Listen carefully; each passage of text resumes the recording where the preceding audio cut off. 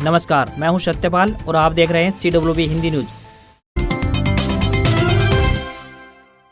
मौसम की जानकारी। बारिश, बर्फबारी और सर्दी का सितम जानिए हरियाणा, पंजाब समेत अन्य राज्यों के मौसम का हाल। दिसंबर की शुरुआत के साथ ही उत्तर भारत में कड़ाके की ठंड पड़ने वाली है। हरियाणा, पंजाब, यूपी, दिल्ली, NCR समेत पूरे उत्तर भारत में बीते कुछ दिनों से तापमान में गिरावट दर्ज हो रही है। वहीं दूसरी तरफ दक्षिण के राज्यों में बारिश का सिलसिला जारी है। कर्नाटक, तमिलनाडु और केरल के कुछ इलाकों में हल्की बारिश की संभावना व्यक्त की जा रही है। तो वहीं मौसम विभाग का कहना है कि आने वाले दिनों में राजधानी का तापमान 6 डिग्री सेल्सियस तक पहुंच सकता है। यूपी, बिहार, झारखंड और उत्तराखंड में ठंड लगातार बढ़ रही है। कुछ एक इलाकों में कोहरा भी लग सकता है। हरियाणा राज्य में मौसम की बात करें तो 3 दिसंबर तक परिवर्तनशील परंतु खुश्क रहने की संभावना है। वहीं 2 व 3 दिसंबर को बीच बीच में आंशिक बादल तथा हवाओं में बदलाव की संभावना व्यक्त की जा रही है। दक्षिण के अधिकतर राज्यों में बारिश हो रही है। हालांकि मौसम विभाग का कहना है कि नॉर्थ ईस्ट और सेंट्रल इंडिया का तापमान 8 से 10 डिग्री सेल्सियस के बीच में बना रहेगा। हरियाणा में बॉन्ड पॉलिसी, CM का बड़ा फैसला, राशि 3 लाख और समय सीमा 2 साल घटाई। हड़ताल खत्म करने पर बटे MBBS के स्टूडेंट। बॉन्ड पॉलिसी को लेकर CM मनोहर लाल खट्टर और हड़ताली MBBS स्टूडेंट्स के बीच मीटिंग खत्म हो गई है। इसके बाद CM मनोहर लाल ने कहा कि बॉन्ड की समय सीमा 7 साल से घटाकर 5 साल कर दी गई है। इसके साथ ही यह फैसला भी किया गया कि 1 साल के अंदर कॉन्ट्रैक्ट लेवल की नौकरी भी स्टूडेंट को दी जाएगी। 3 घंटे चली मीटिंग के बाद यह फैसला लिया गया। वहीं हड़ताल खत्म को लेकर MBBS स्टूडेंट्स बट गए हैं। कुछ का कहना है कि वह हड़ताल खत्म नहीं होगी, लेकिन कुछ अभी भी समर्थन देने वाले संगठनों से मीटिंग के बाद अंतिम फैसले की बात कह रहे हैं। CM से मीटिंग के बाद MBBS स्टूडेंट्स ने अंतिम फैसले के लिए 1 दिन का समय और मांगा है।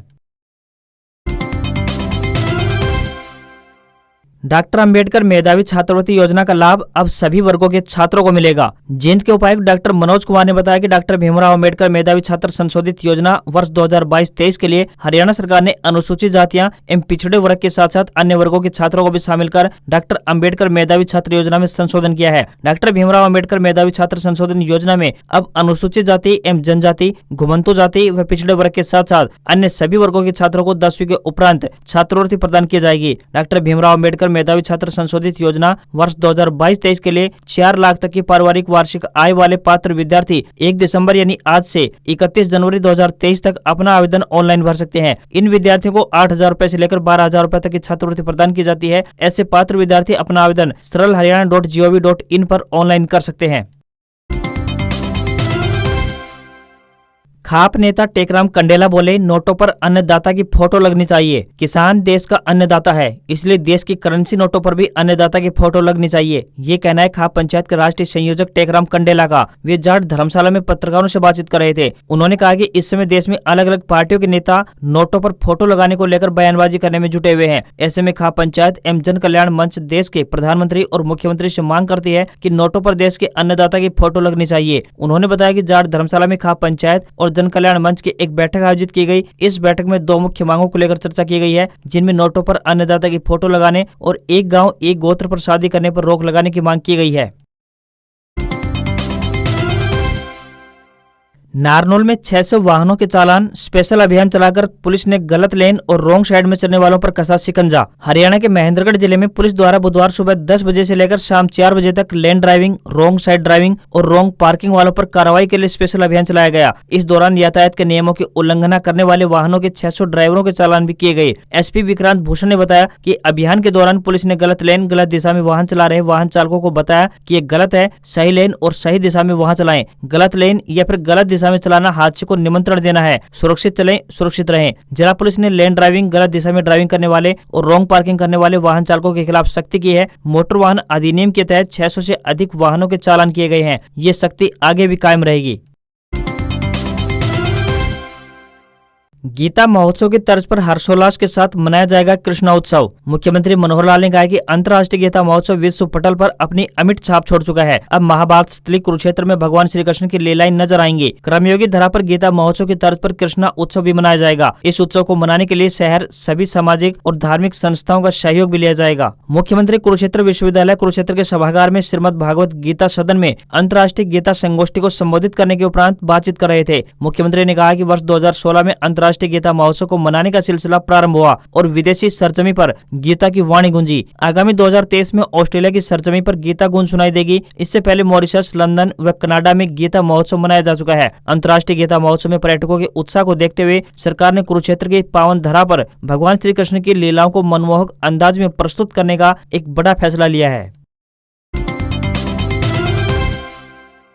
हरियाणा में एम्स बनने में फिर फंसा पेच, खत्म नहीं हो रहा शिलान्यास का इंतजार, एम्स की जमीन पर लहला रही है फसल। हरियाणा के रेवाड़ी जिले के माजरा में लगभग 210 एकड़ भूमि पर प्रस्तावित अखिल भारतीय आयुर्विज्ञान संस्थान के शिलान्यास का इंतजार लंबा खिंचता हुआ नजर आ रहा है। एक बार फिर शिलान्यास के रास्ते में राजनीतिक खेल अपना काम करने लगा है। जिस 189 एकड़ जमीन पर केंद्र सरकार के स्वास्थ्य एवं परिवार कल्याण मंत्रालय का कब्जा हो चुका है, उस जमीन पर अभी किसानों की सरसों और गेहूं की फसल लहला रही है। एम्स निर्माण कार्य शुरू कराने में हो रही देरी के खिलाफ एम्स संघर्ष समिति एक बार फिर से 3 दिसंबर को बैठक के बाद आंदोलन के अगले चरण की रूपरेखा तैयार करने जा रही है। लगभग 7 साल पहले हुई एम्स के घोषणा के बाद से ही केंद्र सरकार की यह महत्वाकांक्षी परियोजना बड़े उतार चढ़ाव के दौर से गुजर रही है। साथ ही किसानों का कहना है कि निर्माण कार्य शुरू होने की सूरत में वे फसल छोड़ने को तैयार हैं। यात्रीगण कृपया ध्यान दें, कोहरे को देखते हुए रेलवे ने 4 ट्रेनों को किया रद्द। देश भर में तेजी से तापमान में गिरावट देखने को मिल रही है। ऐसे में भारतीय रेलवे ने कोहरे को देखते हुए 4 रेल सेवाओं को 2 महीने तक के लिए कैंसिल करने का फैसला लिया है, जिससे टिकट करवा चुके यात्रियों के साथ साथ उस गंतव्य तक पहुंचने वाले यात्रियों को काफी मुश्किलों का सामना करना पड़ेगा। हालांकि ट्रेन रद्द करने के साथ ही रेलवे ने दूसरी रेल सेवाएं बहाल की है। दरअसल वो सेवाएं यात्रियों की परेशानी को कम करते हुए उदयपुर दिल्ली, सराय उदयपुर बीकानेर दिल्ली, सराय बीकानेर एक्सप्रेस चलाने का निर्णय लिया है। इससे इस मार्ग पर यात्रा करने वाले पैसेंजर्स को अपने गंतव्य तक पहुंचने में आसानी होगी और वो आराम से अपना सफर तय कर पाएंगे। रोजाना चलने वाली गाड़ी संख्या 22,421 दिल्ली सराय रोहिल्ला जोधपुर 1 दिसंबर यानी आज से 28 फरवरी तक कैंसिल कर दी गई है। साथ ही रोजाना चलने वाली गाड़ी संख्या 22,422 जोधपुर दिल्ली सराय रोहिल्ला 1 दिसंबर यानी आज से 28 फरवरी तक रद्द रहेगी। वहीं गाड़ी संख्या 22,985 उदयपुर सिटी दिल्ली सराय रोहिल्ला साप्ताहिक ट्रेन 3 दिसंबर से 25 फरवरी तक इसे रद्द कर दिया गया है। बता दें कि यह ट्रेन शनिवार को चलती है और गाड़ी संख्या 22,986 दिल्ली सराय रोहिल्ला उदयपुर सिटी साप्ताहिक ट्रेन 3 दिसंबर से 25 फरवरी तक रद्द रहेगी, जो कि रविवार यानी संडे को दिल्ली से चलती है। Indian army jobs update. भारतीय सेना में आई अनेक पदों पर भर्ती, 10वीं पास उम्मीदवारों के लिए सुनहरा अवसर। भारत सरकार रक्षा मंत्रालय दिल्ली एरिया प्रोवोस्ट यूनिट नई दिल्ली द्वारा ग्रुप सी भर्ती के लिए आवेदन मांगे गए हैं। आपको बता दें कि ये भर्तियां स्थायी तौर पर की जाएंगी। जो भी उम्मीदवार इन पदों पर आवेदन भेजने के इच्छुक हैं, वह अपने आवेदन भेज सकते हैं। पुरुष और महिला दोनों वर्गों के उम्मीदवार अपने आवेदन भेज सकते हैं। इच्छुक उम्मीदवार भारतीय डाक के माध्यम से अपने आवेदन भेज सकते हैं। आवेदन करने की अंतिम तिथि 16 दिसंबर 2022 तय की गई है। कुक के पदों के लिए उम्मीदवार का 10वीं पास होना जरूरी है तथा उम्मीदवार को कुकिंग भी आनी चाहिए। वहीं मल्टीटास्क स्टाफ यानी सफाई वाला, इन पदों के लिए उम्मीदवार 10वीं पास होने चाहिए तथा उन्हें मल्टीटास्किंग स्टाफ कार्य का अनुभव होना चाहिए। वहीं EBR यानी इक्विपमेंट बूट रिपेयर, आवेदक 10वीं पास होने चाहिए तथा उन्हें सभी प्रकार के जूते या उपकरण की सिलाई व मरम्मत का ज्ञान होना चाहिए। किसी भी वर्ग के उम्मीदवार को कोई भी आवेदन शुल्क नहीं देना होगा। न्यूनतम आयु 18 वर्ष और अधिकतम आयु 25 से 30 वर्ष अकॉर्डिंग टू पोस्ट निर्धारित की गई है। इन पदों के लिए आपको ऑफलाइन आवेदन भेजने होंगे। 1 दिसंबर यानी आज से लागू होगा आम आदमी के लिए डिजिटल रुपया, जानिए ई-रुपये के फायदे। भारतीय रिजर्व बैंक की तरफ से 1 दिसंबर यानी आज से रिटेल डिजिटल रुपया लॉन्च करने की घोषणा की गई है। बता दें कि रिटेल डिजिटल करेंसी के लिए यह पहला पायलट प्रोजेक्ट होगा। इस प्रोजेक्ट के दौरान डिजिटल रुपये का निर्माण, डिस्ट्रीब्यूशन और रिटेल इस्तेमाल की पूरी प्रक्रिया की टेस्टिंग की जाएगी। रिजर्व बैंक की इस डिजिटल करेंसी को सेंट्रल बैंक डिजिटल करेंसी नाम दिया गया है। 1 दिसंबर यानी आज से इसका रोल आउट देश के कुछ चुनिंदा लोकेशन पर किया जाएगा। ई-रुपये डिजिटल टोकन का काम करेगा। यह करेंसी नोटों की तरह पूरी तरह से वैध और मान्य होगी। ई-रुपये का डिस्ट्रीब्यूशन बैंकों के जरिए किया जाएगा। डिजिटल वॉलेट के माध्यम से व्यक्ति या फिर व्यक्ति से मर्चेंट के बीच लेन देन किया जा सकता है। जिस प्रकार से हम ई वॉलेट पैसों को रखते हैं, उसी प्रकार से डिजिटल रुपए का भी इस्तेमाल किया जाएगा। ई-रुपये के फायदे की बात करें तो सबसे पहला फायदा यह होगा कि व्यापार में पैसों के लेन देन का काम अब आसान होने वाला है। साथ ही मोबाइल वॉलेट की तरह बिना इंटरनेट के ही लेन देन किया जा सकेगा। साथ ही नकली नोटों की समस्या से भी छुटकारा मिल पाएगा। इसे नोटों की तरह नष्ट नहीं किया जा सकता है।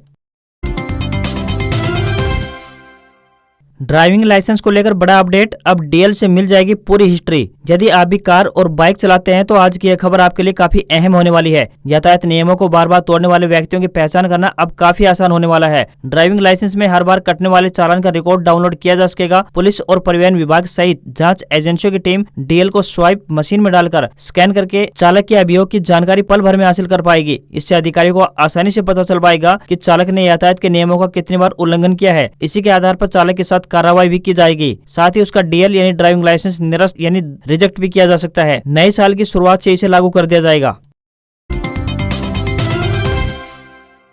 1 दिसंबर यानी आज से बदल जाएंगे कुछ नियम, आपकी जेब पर पड़ेगा इनका सीधा असर। साल का आखिरी महीना यानी दिसंबर शुरू हो गया है। आज यानी 1 दिसंबर से कुछ नियमों में बदलाव होने जा रहा है, जिसका सीधा असर आपकी जेब पर पड़ने वाला है। आने वाले समय में किसी भी तरह की परेशानी न झेलनी पड़े, इसलिए इन नियमों को जान लेना आपके लिए बेहतर होगा। बहुत से नियमों में 1 दिसंबर से बदलाव होने वाला है। बता दें कि सरकार की ओर से हर महीने की पहली तारीख को CNG, LPG और PNG गैस की नई कीमतें जारी की जाती है। हालांकि कॉमर्शियल गैस सिलेंडर की कीमतों में गिरावट आई है, लेकिन CNG, PNG के दाम लगातार बढ़ रहे हैं। ऐसे में लोगों को उम्मीद है कि 1 दिसंबर यानी आज से सरकार की तरफ से कुछ राहत भरी खबर सुनने को मिल सकती है। वहीं रेलवे द्वारा दिसंबर के महीने में ठंड और कोहरे को देखते हुए बहुत सी ट्रेनों के समय में बदलाव किया जाता है। वहीं बहुत सी ट्रेनों को फरवरी मार्च तक रद्द कर दिया गया है, जो कि आज यानी 1 दिसंबर से लागू होने जा रहा है। रेलवे द्वारा इन ट्रेनों की सूची जारी कर दी गई है। ऐसे में यदि आप ट्रेन से सफर करने की सोच रहे हैं तो एक बार रद्द ट्रेनों की सूची अवश्य चेक कर लें।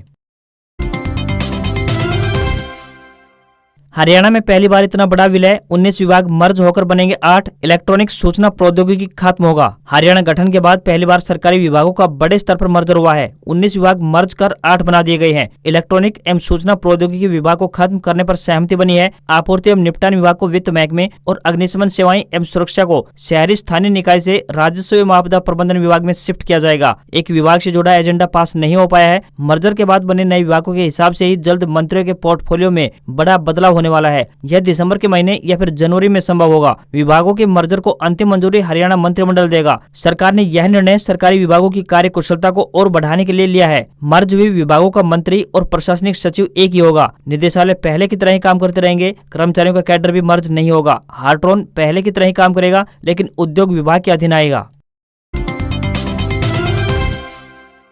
सरकारी नौकरी अपडेट। भारतीय पशुपालन निगम लिमिटेड में 2106 पदों पर निकली भर्ती। उम्मीदवार 10 दिसंबर तक कर सकते हैं आवेदन। भारतीय पशुपालन निगम लिमिटेड ने भर्ती के लिए नोटिफिकेशन जारी किया है। BPNL रिक्रूटमेंट नोटिफिकेशन 2022 के मुताबिक ये भर्तियां डेवलपमेंट ऑफिसर, एनिमल अटेंडेंट सहित 2106 पदों पर की जाएंगी। उम्मीदवार BPNL की ऑफिशियल वेबसाइट पर जाकर आवेदन कर सकते हैं। आवेदन की आखिरी तारीख की बात करें तो 10 दिसंबर 2022 तय की गई है। एनिमल अटेंडेंट पद के लिए उम्मीदवार का मान्यता प्राप्त बोर्ड से 10वीं पास होना जरूरी है। वहीं बाकी पदों के लिए 12वीं पास होना चाहिए। भारतीय पशुपालन निगम लिमिटेड इस भर्ती के लिए ऑनलाइन एप्टीट्यूड टेस्ट का आयोजन करेगा। इसमें पास होने वाले उम्मीदवारों को इंटरव्यू के लिए बुलाया जाएगा।